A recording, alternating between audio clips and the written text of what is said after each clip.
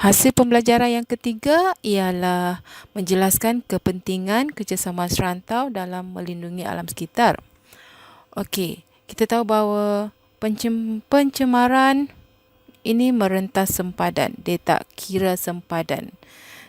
Okey, antara isu-isu yang berlaku, contohnya pemanasan global, pencairan salji, penipisan lapisan ozon, pencemaran udara, pencemaran marin, keputusan sumber, jerebu.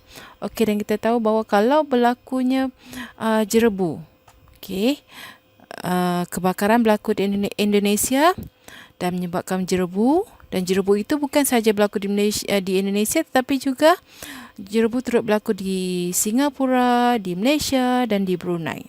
Okey, sebab itu kita katakan bahawa pencemaran rentas sempadan. Mengapa kita perlu kerjasama? Okey, dalam kita melindungi alam sekitar ni, kenapa kita perlu kerjasama? Okey, mengapa? Sebab antaranya ialah sebab apabila berlakunya satu isu pencemaran memerlukan dana yang banyak.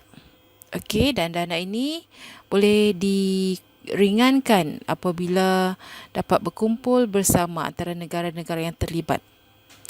Okey, kenapa perlu kerjasama serantau lagi dalam melindungi alam sekitar? Sebab pencemaran yang berlaku tu berupaya merentas sempadan antarabangsa. Jadi, dia bukan menjadi satu isu bagi satu negara saja, tapi isu negara-negara jiran juga, ataupun isu global. Okey, seterusnya, mengapa? Sebab teknologi sebuah negara itu mungkin terhad. Okey, keupayaan teknologi dia terhad. Jadi dia perlu juga bergantung atau berkongsi teknologi dengan negara lain dalam menangani isu alam sekitar yang berlaku di negara dia. Okey, yang seterusnya ialah kemudahan kepakaran mungkin juga terhad. Okey, yang dihadapi dalam sebuah negara. Okey. Dan mengapa juga perlu kerjasama serantau antara lain ialah dapat meningkatkan keupayaan dari segi peralatan dan tenaga di dalam mengawal pencemaran tu. Okey, maksudnya kita boleh berkongsi peralatan dan boleh pinjam tenaga daripada negara-negara lain. Okey, dan merantau itu dalam usaha untuk melindungi alam sekitar. Okey, antara kepentingan kerjasama serantau dalam melindungi alam sekitar ini, okey, dia lebih kurang sama macam tadilah mengapa perlu kerjasama. Okey, daripada mengapa perlu kita bekerjasama, sebenarnya dia boleh menjawab soalan kepada kepentingan kerjasama tu dalam melindungi alam sekitar. Okey, antara kepentingannya ialah dapat mengurangkan kos. Okey, sebab kos tu boleh ditanggung bersama dalam aktiviti melindungi alam sekitar itu, iaitu aktiviti pemeliharaan ke aktiviti penjagaan tu. Okey, contohnya kos pembersihan laut.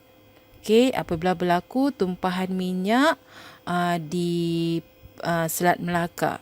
Jadi kos pembersihan laut tu ditanggung bersama oleh negara Indonesia, Malaysia, Singapura, dan kalau ada kapal daripada negara lain itu juga terlibat dalam menanggung kos tersebut.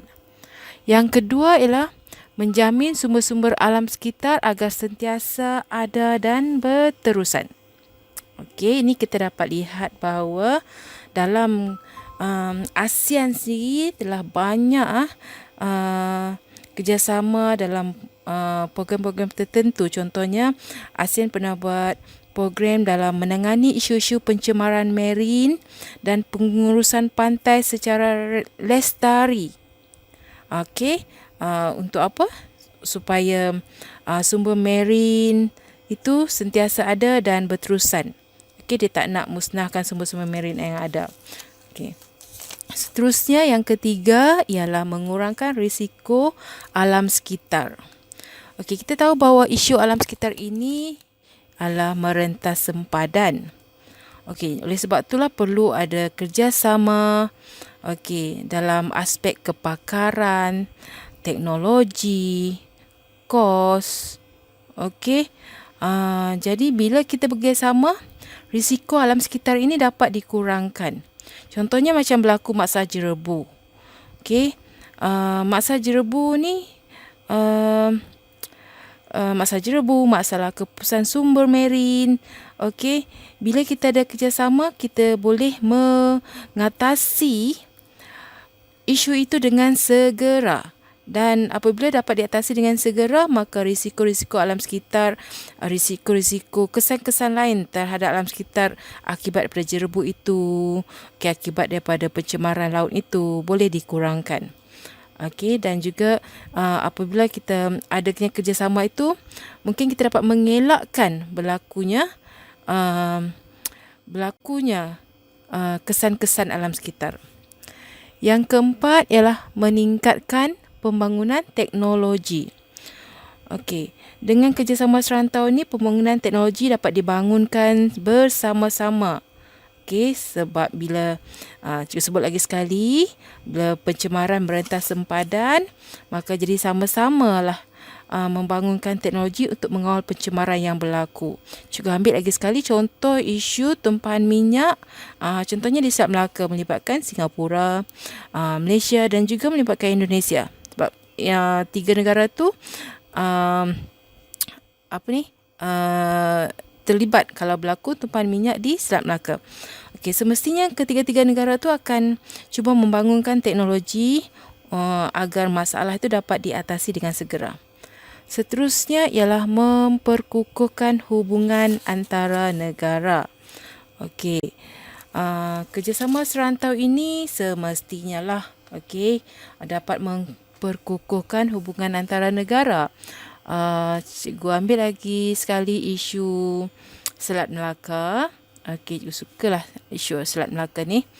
Okey, dalam penjagaan Selat Melaka ni, contohnya Singapura dia bertindak mengesan punca-punca pencemaran seperti pelanggaran kapal tangki ataupun pembuangan enap cemat oleh kapal-kapal yang menggunakan Selat Melaka tu sebagai laluan kapal.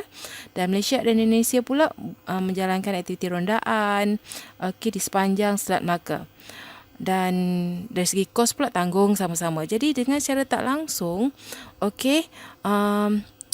bila urusan tu melibatkan ketiga-tiga negara, maka hubungan antara negara-negara itu juga dapat diperkukuhkan.